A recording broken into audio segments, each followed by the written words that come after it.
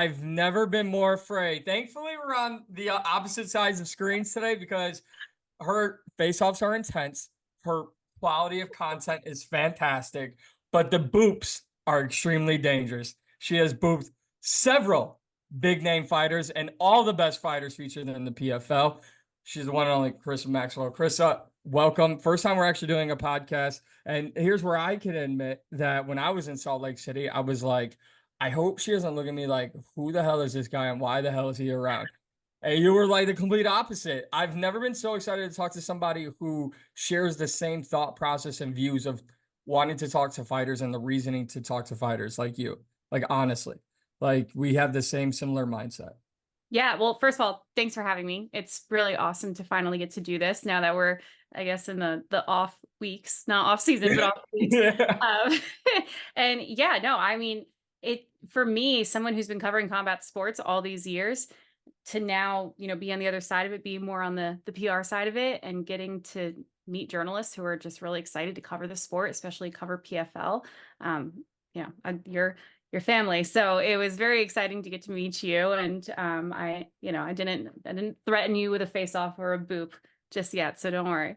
I'm gonna be what my guard's gonna be up every day. Anytime I see you, my guard will be up. But I wanted to jump right into it because if I can tell, I will tell the world that we had at the conclusion of Salt Lake City, there was so many people involved in the event, which was a fantastic event. Can't thank PFL enough, obviously, and continuing to let me provide coverage for them. But we were in the hotel. We were just you and I were talking, everyone is around, and you were just talking about how like getting the world to know the fighters as people is something that you're passionate about. And I honestly, like, I know that I've done work that is liked by others and all of that, but I never felt more validated than finding someone else who feels the same way I do. Because I'm never going to talk about how many punches are landed or what their best technical side of their game is or anything like that. I want to know specific things that would make a 50-year-old who's never watched combat sports go, I'm in. I want to know more about this person. And you have that. Where did that passion come from? I mean, kind of like what you said, like I always wanted to be a sports journalist. I always wanted to work in the space, but I was never an X's and O's person. I was never the type to sit there and, break down the play or anything. I was just really interested in the human interest side of things and, what makes the athlete tick and all that kind of stuff. And I think with combat sports specifically, it's even more interesting because it's not a team sport. It's like the only sport really, aside from maybe tennis and stuff, where it's like an individual who's out there literally fighting for their life. And it's so violent. And sometimes people only see the violence. And there's so much more to that. There's a reason people fight. These guys don't jump in a cage, and women, because they like punching people in the face. Some of them, maybe, but that's usually not their sole motivation. And it's hard to get that out of them when, and from my experience, even just as a combat sports fan, but also having worked in the space for, 10 years at this point, people who are hardcore fans who are covering the sport, they're covering it as a hardcore fan where they care about the technique and their specialty and their history. Like, I mean, I work with some people who can like recall a fight from 5 years ago that they won by unanimous decision, but it was controversial, and they remember it like they remember their birthday last year, and it's absolutely insane to me. Cannot relate. So I have just found so much joy, and like I get such a high out of meeting these fighters who people think are just these like very violent, scary people, and come to find out they're, just lovable teddy bears, and they're so nice, or they're so interesting, or have such a unique backstory that I feel like, if not me, then who is going to tell their stories and help them understand that it's up to them to tell their stories too, and that they're so much more than an Instagram post of them training. So that's why the PFL, brought me on to help with that. And I've just had so much fun learning these fighters and showing the world why they should care about them more than just for, how many knockouts they've had. And not brown nosing. This is me being honest. Like, I was already a fan of yours before you got with the PFL. So seeing and then being able to be around it and just see it up close, and now putting it with a league like the PFL that I'm a huge fan of, I was like, wow, thankfully there's someone, because I want to talk about your journey from, where you started to where you are now. But like, I started covering NFL and NBA when I was like in high school. And I had no idea I did like high school football recruiting for a little while. And then like I've shared this story a few times where I had like grown men calling me about like high school athletes and yelling at me why they're like, no, I'm not pushing their highlight tapes to this school. I'm like, dude, I don't even know what we're talking about right now. Like, I just wanted, and literally, I guess this is where it all started. I just wanted to share the stories of these players that no one was going to hear about. They weren't going to USC or Oklahoma or Alabama or Georgia. I was just like, maybe they'll get a D3 offer because of me. I don't know. But the problem with that is like in the NFL and the NBA, you have a bad game, people at a bar, which is where I've always like my emotional investment actually does come from being able to turn off the job side of this sport and go to a bar and watch it, because that's where my most anger comes from, because you always hear that guy, oh, he's so weak, how did that hurt him, that didn't even hurt. And it's Oh my like, God. listen, this isn't like Tom Brady missing a pass, right? This is like, how did he drop that catch? That's fine, you can make that argument. But a literal punch, because you're not saying that to that person. You could say, hey, Tom, you should have made a better throw. It's fine. He's got a game next week. He'll make 5 more better throws. But if you say a fighter is weak or that punch didn't hurt, sometimes there's other things, other consequences that fans never see, that you have to see behind the scenes, where maybe they don't get out of bed the right way for a week, or light bothers them for the next 6 months. And so that whole side of digging deeper into combat sports is what drew me into it and away from. I still love the NFL and all the other sports, but combat sports has a different, you know, love and passion within me. How did you wind up? I know you've been doing combat sports for a while. How did you wind up where you are now? It's so funny because people ask me this all the time, and I'm always like, I have no idea. I have no idea how this happened. I just kept falling into it, and I'm happy about it. But I same thing. Like I covered football and basketball in college. I wanted to cover football professionally. That was always the goal. And my first job out of college, I was working for this like small digital sports media startup that was doing like content creation and stuff. And I was a social content producer, and we had clients. And my first client was WSOF, World Series of Fighting. So I know nothing about MMA, like literally nothing. I'm like, you punch people for, why would you do that? That's a terrible idea. But they're sending me out to Vegas to go cover these WSOF fights. And I'm cage side next to Ray Sefo and all the other execs at the time. And I'm right up there with my phone, trying to get video to post on Twitter. I mean, Instagram was like, not to age myself, but like Instagram was just kind of starting to be a thing, to cover live sports. So I'm basically this 21, 22-year-old, fresh out of college girl teaching all of these, big head honcho men in MMA how they should be promoting their fighters. And of course, they're all like, who the hell is this girl? What is she talking about? We're not doing any of that. But I had so much fun, and I got really close with some of the fighters who actually brought me on to do some social work for them or some publicity stuff. I worked very closely with David Branch when he won the title. This is back when Justin Gaethje was with WSOF, and Nick Newell. And all those guys I got to spend a lot of time with. Renzo Gracie, told me to come into the gym, and he was going to teach me BJJ so I could defend myself. And I just got thrown into this world I knew nothing about and had no business being in.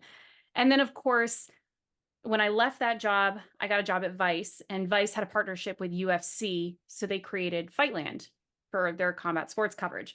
So, my bosses take one look at my resume and they're like, Karisa has a background in MMA. She can run Fightland. So here I am running the Fightland social accounts and writing articles for them and doing videos for them. Again, no business. And then, I work at Sporting News. They hire me, and they have this very large investment in boxing. And they see my resume and they're like, oh, Karisa worked at Vice, where, she worked with all of these fighters. And, Chris Algieri was one of my clients that had hired me to help when he fought Manny Pacquiao back in the day. So they're like, Chris has got a boxing background, an MMA background. You can lead our boxing coverage. So here I am covering boxing and a little bit of MMA for like 7 years at Sporting News. And then PFL reaches out to me. They're like, as an MMA reporter, you should come work with us. And I'm like, I don't know how this keeps happening, but I'm here for it. I'm having a lot of fun learning the sport. And I actually think me not knowing what the hell I'm talking about has actually helped me because, to your point, like, I'm able to find out information about fighters and present information in a way that you don't need to be a diehard super fan to understand. And it's been really cool. I've had several people come up to me like, I don't know anything about MMA. I've never been a fan, but I see your videos and now I'm a fan of this one fighter. So I want to watch him fight or I want to watch her fight. You know, like my dad is probably like the biggest Dakota Ditch of a fan there is now. So, like it's been really fun kind of learning with the fans and using it as a way to kind of educate people about the PFL format and the season and the point system while I'm still learning about it too.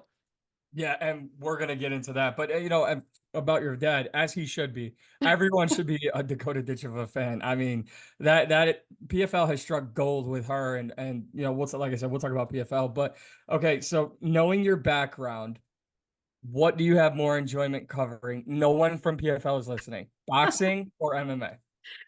So I think in all seriousness, like I really do love covering MMA, specifically PFL. And I'm not just saying that because my bosses might be watching this podcast. There's there's not as much politics at play like there is with boxing, where you have all of the belts and the promotions and then unifications. And while I would love to see there be some sort of unification fight. Granted, we do have champs versus champs now with Bellator and PFL, which is the closest we're gonna get. But Never. Yeah. yeah, yeah. But like, as much as I would love to see that for us to see like who truly is the best in each division, it's so straightforward with the way the PFL works. As far as like, there's no politics at play. The matchmaking is really straightforward for the most part. And the fighters are getting fights because they deserve it. It's merit based. They don't have to become this character and try to kiss up with certain heads of promotions to get fights. And with boxing, I mean, it definitely became that way at the end. Like I was getting so frustrated with the heavyweight division because Tyson Fury just held those belts hostage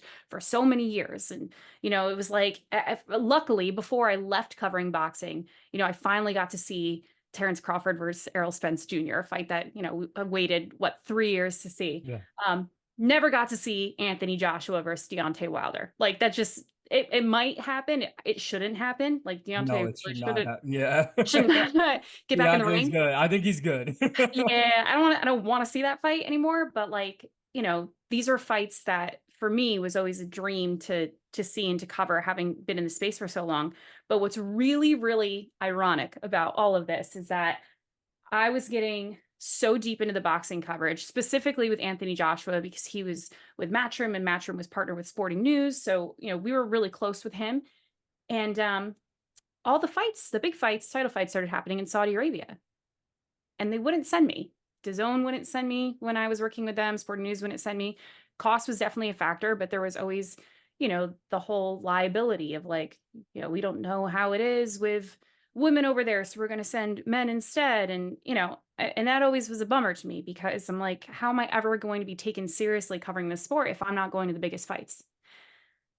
Within a month of working at PFL, I went to Saudi Arabia and I'm going to be going several more times before the end of the year. So I've had so much more opportunity in MMA and so much more power to actually tell the stories I want to tell without dealing with the politics of The boxing. politics. But I do, as a fan, still a huge fan. And obviously, with Francis Ngannou, watching him, supporting him.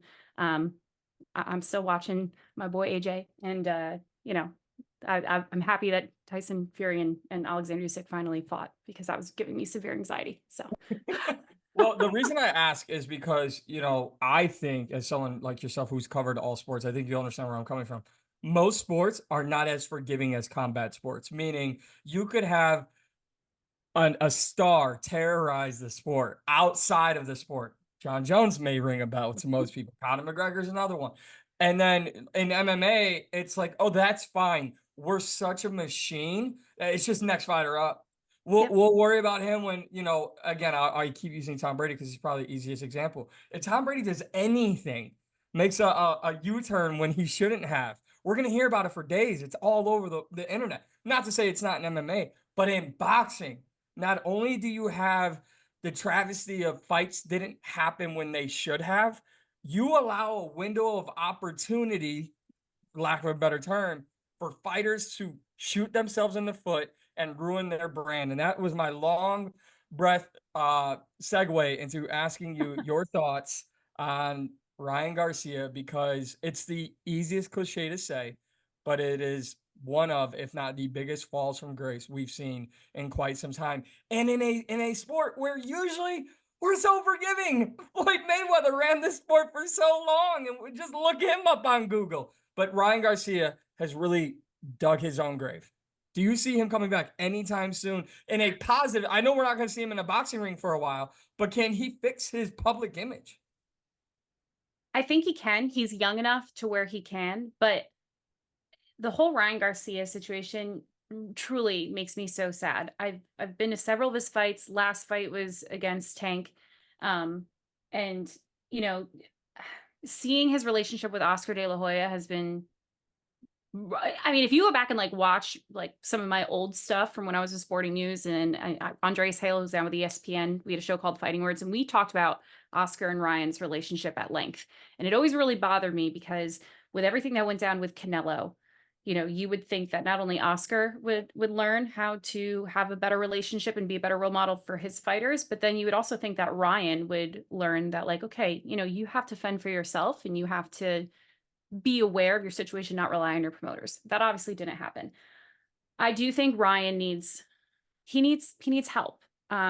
Whether that's rehab, whether that's therapy, whatever it may be, he absolutely needs help, and he has time on his side. He is young enough. He's what, like 20, is he like 26 now, even if that? Maybe. Maybe he might still be under 25. I don't even know, but like he has time on his side. He should go get help. And if he does, and he comes back after his suspension and he owns up to what he did, he stops tweeting crazy things and putting out crazy Instagram videos and all this stuff and just owns up to it, I think he can absolutely come back. I think the bigger issue, and I've had the opportunity to speak at length about this with Andre Ward, who's like the biggest advocate for it. There's no type of, union for fighters. And to your point that you've brought up multiple times, like they're getting hit in the head a lot. CTE is not just a thing in the NFL. It's obviously very prominent in combat sports, but they don't have a pension. They don't have a collective bargaining agreement the way that NFL players do, the way that Tom Brady does. So Andre Ward has been a huge advocate for, like, where is this money that these fighters are making and then paying the sanctioning governing bodies? Where is that going? Like, when you're paying if you win a belt and you're paying 3% to each belt as a champion, where is that money going? To polish the frickin' belt? Like, that money should be going somewhere to where these fighters, when they do retire, or if they do need some sort of mental health assistance or anything like that, they have resources. Because the truth is, like, a lot of these guys, like kind of I said before, like, people don't fight for nothing. Right. A lot of the reasons they fight for is because it's the only opportunity they had to get out of a bad situation, or it's they were fighting to survive, or it was a way to take out any sort of aggression or trauma they were dealing with, or it was just something to just keep them busy and away from getting into trouble. And a lot of fighters will own up to that. So if this is their saving grace, when boxing or MMA turns its back on them and they can no longer compete, then they're left to fend for themselves. So just like any other sport, and with Ryan Garcia kind of now being, I hate to say it, like the poster child of this, like, what help is the sport doing for them? I don't have an answer. If I did, I would, like, run for non-existent commissioner of the boxing combat sports world. But it is a conversation that I've had with so many fighters, and they're all just kind of at a loss as to, like, what can we do? There's so many different governing bodies involved.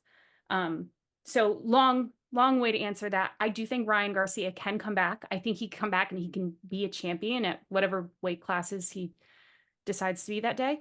And he can, definitely fix his image, but he has to have accountability and he has to do the work. But right now, I wish him the best of luck. I really hope he doesn't turn to do something else like, bare knuckle or MMA. Like, I hope he takes this year to still train, work on himself.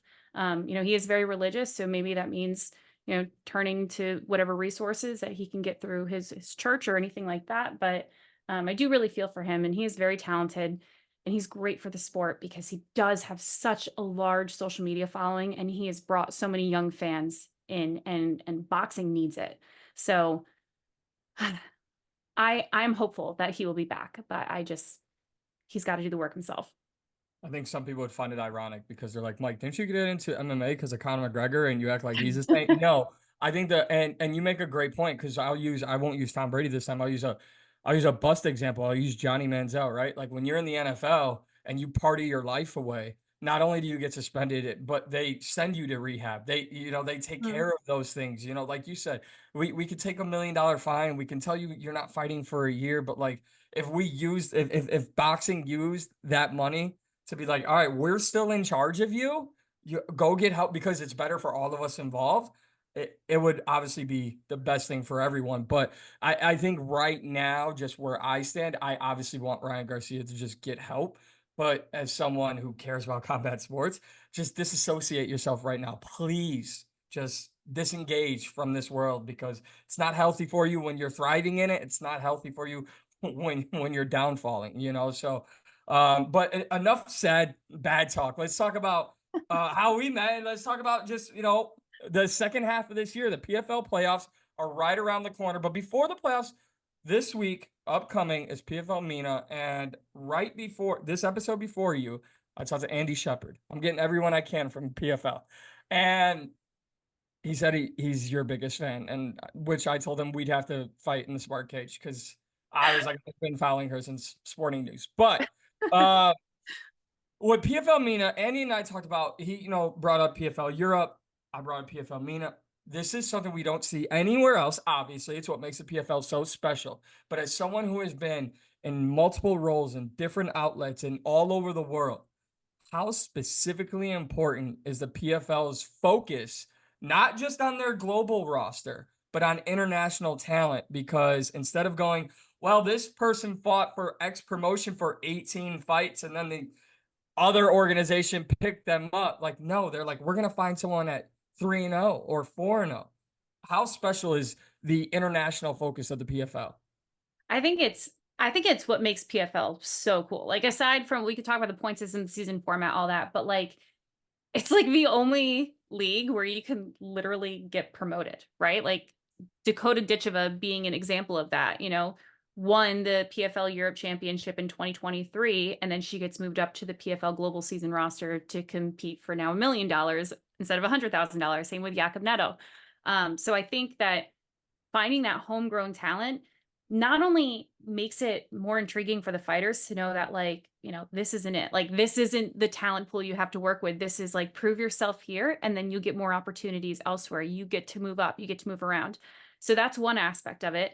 The other aspect of it is, well, another thing that I think is really cool, because I'm like a nerd for advocacy. It gives our fighters an opportunity to be ambassadors for their home countries. So, like, we're launching PFL Africa this week. So, between Francis Ngannou and Sadabusi and Impa Kasanganai and these fighters that had, and Don Madge, these fighters that have African roots are now able to still fight in the global season, still fight at our top tier, but be an ambassador for these younger fighters and kind of take this, big brother, big sister role of bringing them in to, you know, grow the sport within their home country. And then, of course, to the point that you brought up, it's like the awesome way to scout talent and grow the sport, get people in a country that maybe don't know a lot about MMA. And specifically, this is with PFL Mina. Like, the sport is so new there as far as being accessible. PFL held the first ever MMA fight there at the Champs vs. Champs in February, and it was a sold out show. Granted, there was a sandstorm, so a lot of people didn't go to their seats because it was a little sandy, but it was a sold out show. People were so excited. And then to see, like, I'm like probably Andy Shepherd's biggest fan too, but I'm also Hatan Al Saif's biggest fan. I absolutely adore her. She's the first professional MMA fighter out of Saudi Arabia. She is so cute, so small, so tiny, so bubbly, so smiley, but she's terrifying inside of the smart cage. And for us to have her on our roster and not only, be a superstar for PFL MENA, but to be an ambassador for the sport for young girls, especially, in the Middle East, to show them like, hey, yeah, like you can be tough too. You can go and do this. I think it is so freaking cool. And we just have so many fighters from around the world who are just like, even if you don't know their name here in the States, they are gods and goddesses overseas. Like Cedric Doumbé, everywhere he goes, it's a sold out crowd. He is like the Conor McGregor of Paris. People love him, and for good reason. He's got such a great personality. He's great at marketing himself. His only loss was TKO by Splinter. I mean, that alone is a great story. So, like, to have these fighters that are such big deals overseas and to not be known here in the States yet, like that is such a huge opportunity for the PFL, for the fighters, for me to get to tell their stories when they do come Yes. over. So I think it's so cool. I think it is. I mean, when they were pitching the job to me, I was like, that is so awesome that we just have all these little growing branches of fighters who are getting so excited to not only, compete in the sport and grow the sport, but just build up our roster of talent for the global season, which of course is, the cherry on top of all of our leagues worldwide. Exactly. It's going to be a garden of success in the next 5 Yeah. years. Obviously, I'm going to steal from the branches line that you had, but and I want to not take up too much of your time tonight, but I do feel like we have an opportunity to really educate fans about, the PFL. We could talk about our favorite things, but one thing I will say before we get into that, my household hates when there's a Cedric Doumbé fight because starting on Monday, all you hear from 7 o'clock in the morning to 9 o'clock at night is Cedric, and everyone's like, "Stop!" There, no one here is named Cedric. You don't need to be yelling at the top of your Bellator Dublin. Now, here's where I kind of want to come full circle with everything, though. Bellator, for my money, Bellator Dublin shows are, and you may go, "That's a little crazy statement." They are my MMA version of the NFL Super Bowl. So once or twice a year, I am all in. Like, I'm like, who's coming over? We're getting food. They're like, it's at 11 a.m., dude. We're not. No. I'm like, there's no halftime show. Let's just go. And everyone's like, no. I'm like, we stand during the national anthem. They're like, they don't even do that. What are you doing? And I'm like, all right. Well, we're just gonna watch a bunch of Irish people, and everyone's gonna get drunk. But Bellator has cornered like the European market, especially Ireland. PFL is now starting to grab different areas around the world. Those two, and no matter where the future goes, it is obvious that you no longer, because of the PFL, have to just be a successful fighter in the United States. They will find you, they will bring you back home, or they will come to your home and they will give you the platform. That is one of the 1,000,000,000 things I love in the PFL. One thing I love that you got to be more of a part of that I was able to hear, not talk about, was in Salt Lake City. Probably a top 5 MMA moment for me just being around the sport is Mick Dufort loses his fight. And unlike in other promotions where you're defined by your win or loss and you can go backstage. I mean, we're talking the day after Jorge Masvidal and Nate Diaz fought, and when Shakur Stevenson, there was a horrible boxing robbery in that Shakur Stevenson event. I forget the fighter's name, but it was like he's going to go home and he's maybe not coming out of his house for a week because judges took that fight away from him. But because in boxing or in combat sports, you're usually defined by your wins and losses, not in the PFL. Mick Dufort doesn't get the nod, but because of the PFL format, which is very simple, that's the only thing I don't understand. It's repeated 1,000 times on every broadcast. So the fact people are like, I don't understand the points. Listen, Just listen.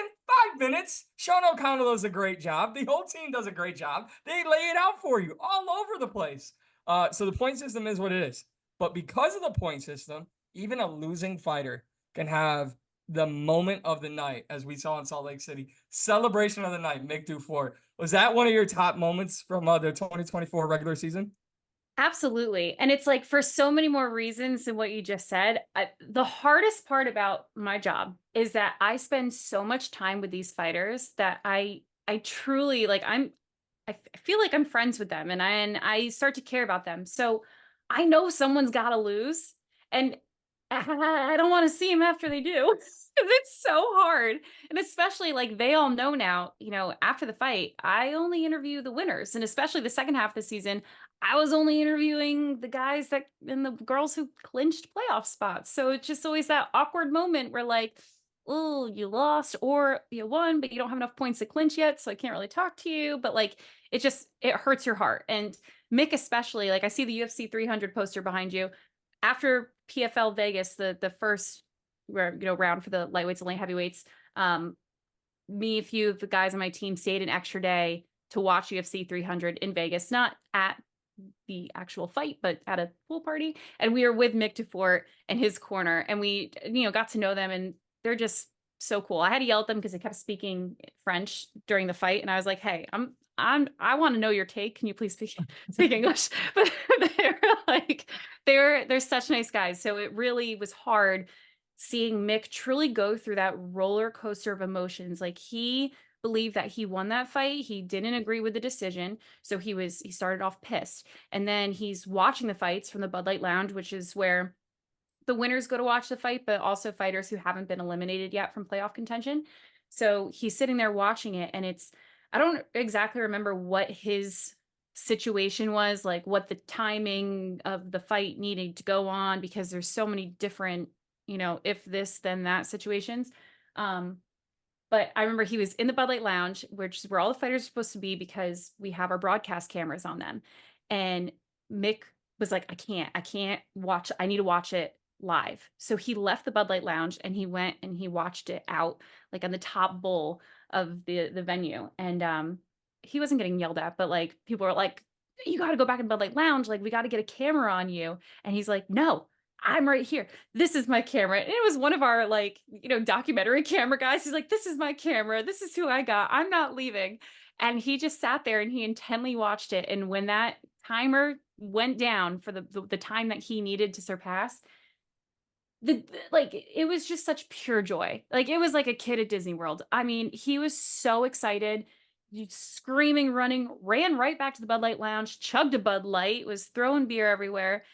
And he was just so happy. And then I got to speak to him right afterwards, and he was like holding back tears of just how happy he was despite having lost. What's really funny about it, though, is because he was the first fighter to clinch a playoff scenario under those circumstances as someone who lost, he kind of set a really high bar for everybody else that night. So when Josh Silveira clinched, like, or when Josh like, "How am I going to top that celebration?" Right, Like, you can't. You can't. He's like, "I can't beat the Canadian guy." So yeah, like that was a really great moment. Just his whole corner, Rich Ho, who's his coach, like, gave me a huge hug, and he was like, "Get in the picture with us." And it was just really cool to just be a part of that. But yeah, to your point, like that's what makes the PFL so cool, is that, it's not just like a, win, lose, belt, whatever. Like there's math involved, and there's a thought process involved. And even though the point system is so simple, the scenarios and situations to how you acquire those points and the placings of those points make it really interesting. So I always tell my friends who are like not big sports fans, but they're huge nerds, I'm like, "You'd love the PFL." Yeah. Yeah. You'd love it. Well, and there's the human element side of it too, right? Because like you said, Josh Oliveira said you can't top Nick Dufort's celebration. Yeah. But that's the beauty in not only combat sports, but in professional athletes and specifically in the PFL, right? Here's a guy who should really have the Bud Light sponsorship slapped on his chest after that. Yeah. I mean, the only video I got from it was we were interviewing Rob Wilkinson in the media room, and Rob just stopped talking. He's like, "All right, let's go, I guess." And no one knew what was going on until after the fact when we all found out. And then just to see the other side of it, right? Josh Silveira going, all right, I made it. I'm like not thrilled, but I made it. And now I've got a rematch on my hands from last Yeah. year's finals. Let's gear it up. So just to see the difference in emotions, that's another thing. So we've covered the international, worldwide, focus of the PFL. We've covered the human emotion of the PFL. The point system, like I said, it's very, very simple. I truly believe it's simple. But one other thing that I love about the PFL that I wanted to talk to you about is we kind of touched on it earlier, but it's the homegrown talent, right? Because for a while, whether it be Bellator or PFL, the narrative was, oh, when they leave the UFC, that's where they'll go. And now there is legitimate arguments for multiple weight classes, multiple fighters in both male and female, where you can go, oh, I would pay for that matchup between the two promotions. There is so much more, in my opinion, pride that this company has taken to going, yeah, no, they're with us. Mhm. For my money, who wants to fight Brendan Loughnane right now? No, I know. I know. like who I know. wants I'm like, I can't, like, I can't wait, but I also like am in no rush to see Justin Gonzalez anytime soon because that gash was nauseating. But yeah, no, like, but disgusting. Brendan Loughnane, Dakota Ditcheva, um, Paul Hughes, like these are fighters that their names up until, this season, past couple seasons, like they were not known in the United States, but they are like guaranteed gold mines that whenever we do anything with them on social media, they blow up because their fan base is so freaking huge and passionate in Europe. And now they keep winning in the fashion that they have won to where it is now trickling over. And people are like, oh, yeah, Brendan Loughnane guy is kind of good. It's like, no, he's really good. And same with Dakota. Like, Dakota, I went to American Top Team a few weeks ago because we were doing a shoot with Josh Silveira, and of course, Dakota trains out of there, and I'm just watching her like, and I know she gets it all the time because she does not look like a fighter, and she knows that, and but she also says like, but what is a fighter supposed to look like? And it's so funny because you see her next to these other women at ATT. Of course, Kayla Harrison trains at ATT, and trust me, next to all the other women, all the other UFC fighters, Dakota looks like a fighter. She might look like a perfect little Barbie doll, on her Instagram and outside of the cage, but when she's on the mat, when she's training, she's legit. And I think that is like it's such a asset for us to have her as part of the PFL, not because she's marketable. I mean, obviously that helps, but she's so talented and she doesn't have to overcompensate by being, like this tough, overbearing, like, yeah, I'll kill you. Like, she's just a genuine person. And I think that is what drew me to the PFL when, this opportunity came up is like the fighters are just so nice. Like sometimes too nice, Yeah. but they're like that's not rewarded in other promotions. The over the top selling the fight, selling themselves, selling the pay-per-view. I get they have to do that. They don't have to do that with the PFL because of our season format, because of, us being on ESPN, not being pay-per-view. So these fighters can be themselves and they use their talent to sell the fights. And it's unfortunately then up to people like me and, them if they put the time into it with their own social to sell themselves to get people invested in them. But yeah, I mean, I think it is the most undervalued asset of the PFL is to have these fighters who are so extremely talented, who are not obnoxious, because eventually their talent's going to catch up with them and it's going to outweigh the people who just use their voice to get fights. I couldn't say it any better myself.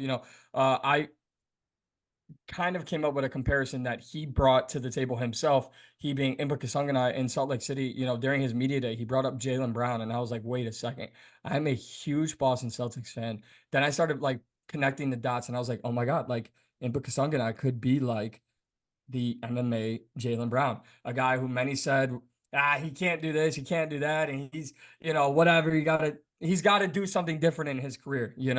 And then listen to Impa Kasanganay talk 5 minutes. Just listen to him. He is so smart.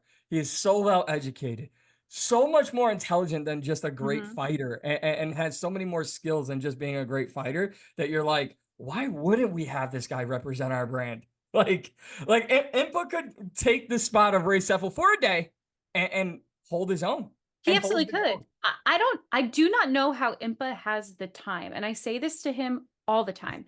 He obviously won for the light heavyweights last year, 2023. So he won his $1 million. He is, training 2, maybe 3 times a day. He also just bought his own gym in Miami. So he trains in Deerfield Beach and then drives an hour every day down to his new gym called Impa's Refinery, where he does, private training sessions with young fighters.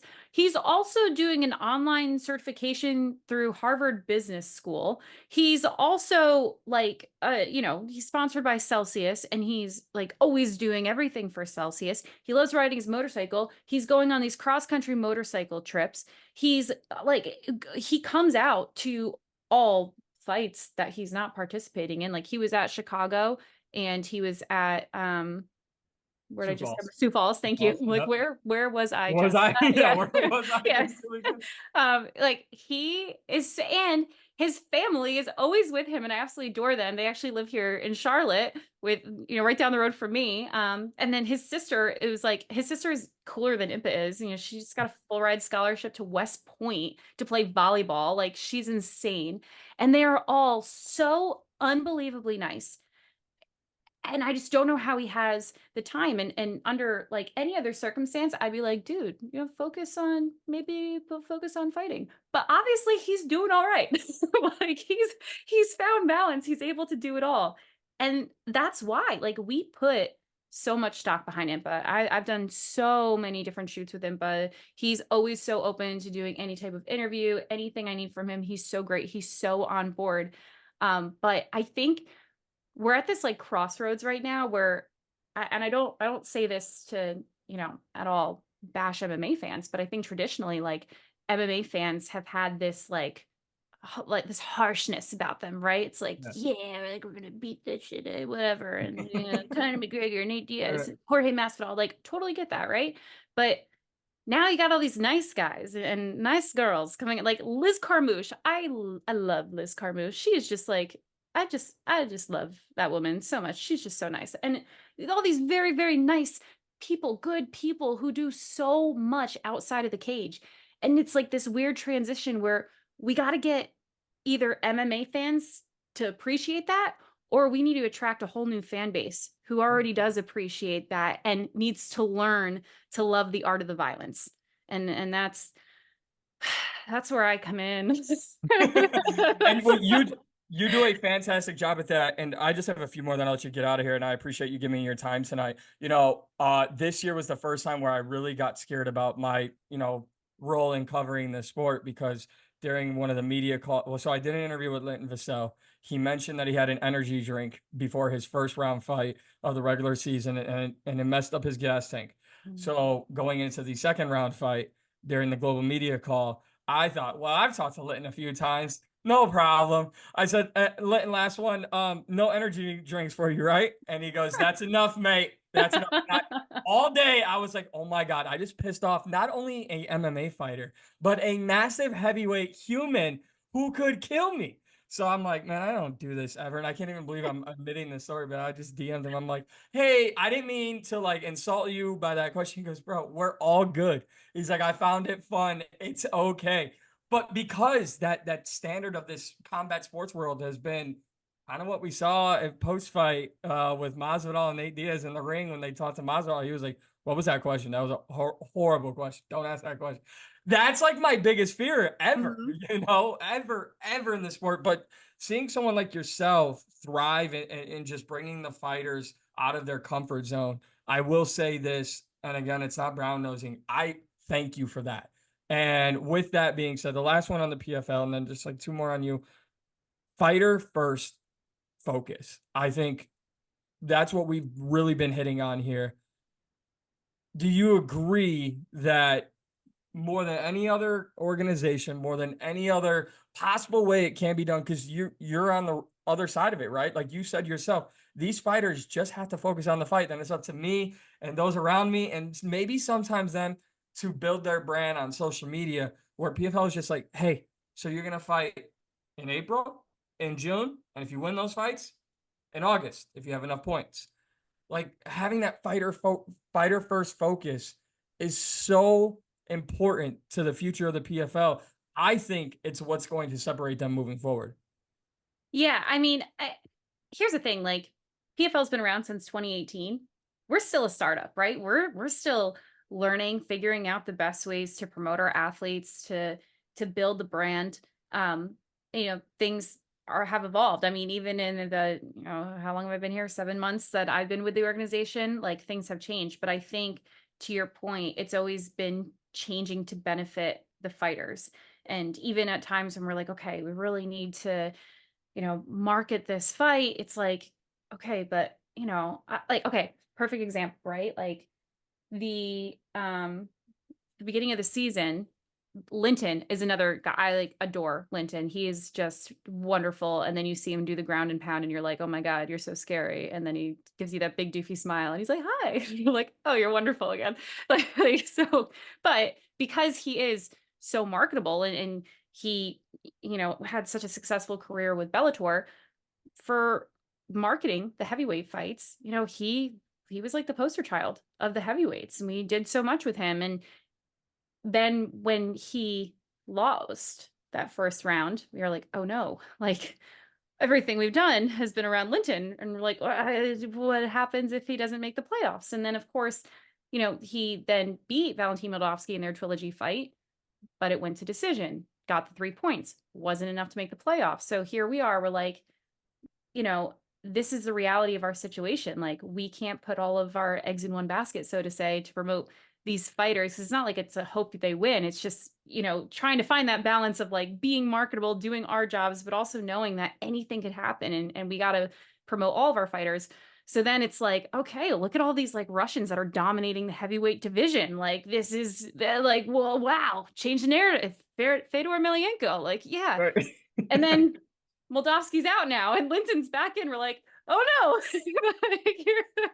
We got to change everything. yeah, like, oh my God, Back we again. got to go back to the planet, So it's like, and that has nothing to do with the fighters, right? The fighters are just doing their job. It's us constantly reminding ourselves that like, we don't have the luxury of just deciding which fighters we want to promote, which fighters we want to be the face of the organization, because that's not how the season works.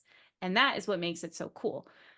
It makes our job hard, but that's what makes it so cool is that literally anything can happen. And again, like Linton, he lost his first fight, won his second fight by decision. He only has 3 points, but because of injuries, because of fighters having to drop out of the season, he's now in the playoffs.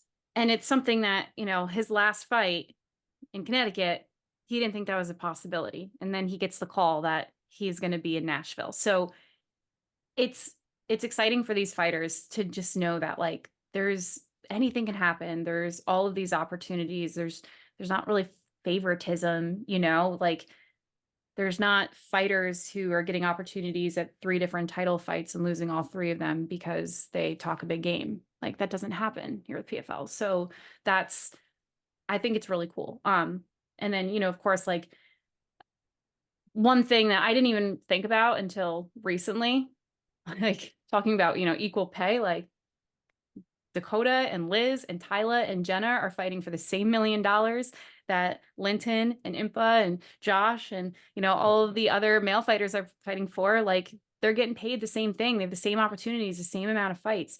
Yes, we only have one women's division right now, but we have different women's divisions in Bellator and in, PFL MENA and all of our other PFL branches. So again, it's about building that talent so that we can get more women's divisions on the global season. So I think once we can get the messaging right, even with the fighters, for them to understand that like everything we're doing is to grow the sport, to give you opportunity to use your talent and not have to be something you're not to sell your fights. And then us figuring out the best way to give that narrative to fans. I think, like you said, I think PFL can be unstoppable and we're getting better and better constantly. And that's why I'm not, not saying this because my bosses might watch, but that's why I love the PFL because it's I feel like everything we're doing, it's for the right reasons. It's the only platform where you get rewarded for being a successful fighter and nothing more, right? So Mhm. at the base of it all, that's truly what it is. And like I continue to say, you've done such a great job in bringing fighters out of their shell. As someone who tries to have that same mindset, I appreciate what you do. I take from what you do and kind of just how you go about these things. So I have to ask you, who are some of your or your first top inspiration? Because you're not only just doing one thing, Carissa. You're not just being a woman in Yeah. combat sports. You're being a woman in sports and you're thriving in it. And we know how hard it is, women in combat sports, women in sports in general. There's narratives, there's BS, there's politics. Who's someone that kind of helped you or someone that you looked up to as you were growing? So, I mean, I went to Penn State, so I was always a big Lisa Salters fan, of course. Um, but like I adore Megan O'Leary. I've never met her, but I think she's great at what she does.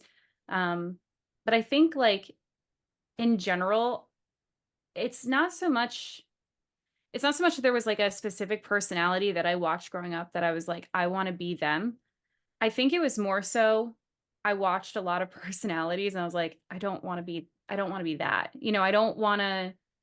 don't want to take my job too seriously. I don't want to be that person where an athlete or anybody sees me and they're like, "Oh no." Like her again, right? Like I when I was a journalist, when I was with Sporting News, when I was with, Vice, like there I'd be the first person to, like hold an athlete accountable or anybody accountable if they did something wrong, of course. And I wanted to tell those stories because I feel like fans deserved to know, the facts behind whether it be a domestic violence case or a rape case or anything terrible like that. But you don't go to work every day hoping that those are the stories you're going to tell, right? You go to work every day hoping that you can show the true side of these athletes, not even for their talent, but like, oh yeah, they're also human. Like they deal with the same issues we do. So I've always just been kind of fascinated by that. So it was more like, I'd watch so many interviews and they just felt so scripted and they felt so like back and forth, and I didn't want to do that. I just wanted to have conversations. I like to talk. I'm like very long-winded if you can't tell. It's like my biggest flaw. I'm working on it with interviews, but like I just want to have a conversation because I'm genuinely fascinated and curious and nosy. So like I don't know, I really kind of like fell into it. I watched the women that I mentioned and so many others and even men, like oh God, I'm gonna blank. Like, who doesn't love Bob Costa? Like, Yeah. he's so good at it too. And even like I grew up watching Katie Couric sit down and have interviews and Oprah Winfrey and like they're just very conversational. And I just wanted to do that. And I did see that there was a huge gap in that, specifically with combat sports, because it is more than any other sport. It's very, very male driven. And even the women who are in positions, a lot of them, they're presenters, they're on TV, they're they're in a very different spotlight. But like as someone who is working for a smaller publication and just trying to, get clips and stuff, like I just wanted to be trusted, I wanted to be respected, and I wanted to be able to have more genuine conversations that they felt like they couldn't have with other people because they were so scripted. Um, and it's made my job a lot easier, getting fighters to break out of their shell because sometimes everybody forgets they're on camera and we're just having a good time. So, Exactly. yeah, And it's been fun. we've had a great time here. I can't thank you enough for giving me all of your time. You've been so gracious with your time. I was not expecting this, but the back-to-back interviews with PFL personalities has absolutely been a hit and a blast for me. Carissa, thank you so much for your time. Anybody that you want to shout out or anything like that? Well, I want to shout out Andy Shepard because I love him. Andy is the best. No, I honestly like first of all, you could have whatever time you want. I'm enjoying my off weeks of not asking the questions. So all the time you need. I do definitely want to give a shout out, not just to Andy Shepard, but the entire broadcast team for PFL, Sean O'Connell, Randy Couture, Tyron Woodley, Dan Hardy. They have been Brett Okamoto, like they have been so wonderful in welcoming me and making me feel like I'm part of the team and giving me tips. And um, it's like, it's just been unexpected, I guess, and really nice to have these very big names in the combat sports world kind of like welcome me with open arms and, you know, just have me feel like I'm part of the family already. So very, very grateful to get to work alongside big names like that. It really has been a dream come true. And again, I told you this in Salt Lake, like getting to work now with journalists, being on the other side of things and being able to thank you for covering us. It's been a lot of fun. So shout out to the fans and everybody who's following PFL season. Everybody's covering us, and it's about to get so exciting at the playoffs. I can't wait. I I can't wait either. PFL playoffs start in August. I believe July 12th. PFL Mina comes to you from Saudi Arabia. And last one, who's been the toughest boop you've had to do? Oh my gosh. I think the scariest boop I did was with, well, I guess it was with Roy Nelson, because that was the first one I did, and the boop was. I'm sorry, I know you're trying to get rid of me, but the No, boop I'm was not trying to get born. rid of you. No, no, no. It's fine. The boop was born because originally I was like doing like a walk and talk interview with Roy Nelson, and then our photographer is like, "Oh, let's get you guys doing a face off." So I'm doing the face off with him, and I felt so awkward and uncomfortable. I didn't know what to do, and he was like staring at me. So I don't know what I was thinking, and I was just like, "Boop." He was like, "What did you just do?" But like, it was not planned or anything. I had an awkward moment, and we didn't get on video. We only got it on camera because he was taking pictures. And I was like, I'm so sorry. I didn't know what to do. He's like, that's hilarious. I don't know what I would do if someone actually booped me. You should do that. So then I tried it the next night with Chuck Liddell, and I was like, still a little nervous, but like Chuck and I had vibed. He like gave me Excedrin out of his fanny pack when I was hungover, so I was like, we're cool, we're friends. So when I booped him next to the cage, he was like, he thought it was funny too. So I was like, okay, I think we have something here. But the problem now is like I've gotten a few fighters. I still have a few banked away that I'll post, right before they fight. But it's starting to catch on. So like even Randy Couture the other night we were at dinner and he's like, how come you haven't booped me? I don't understand. I'm like, because you know about it. Like, Right. You can't be expecting it. yeah, Right. like I have to like catch you off guard. So it's been a fun little trademark. But yeah, probably Roy Nelson, just because I immediately thought I made a mistake. All right. Even though this interview will go on YouTube and it'll be accessible to the world, no one listens to my dumbass anyway. So I'm gonna give you a little hint. Since everyone is expecting it, what you got to do now is fake the takedown, and when they go down, you just come back up with the boot. Because now people are expecting a boot. Hmm. So if you fake the takedown first, that's where their focus goes. They leave their whole face wide open. I mean, I have had several opportunities where I'm like, oh, man, I should have done it. Like Linton, before his last fight, I'm backstage with him before weigh-ins, and I'm getting video for Instagram, and I got like, the phone up in his face, and he's like on the camera like this, and I'm like, now is my time.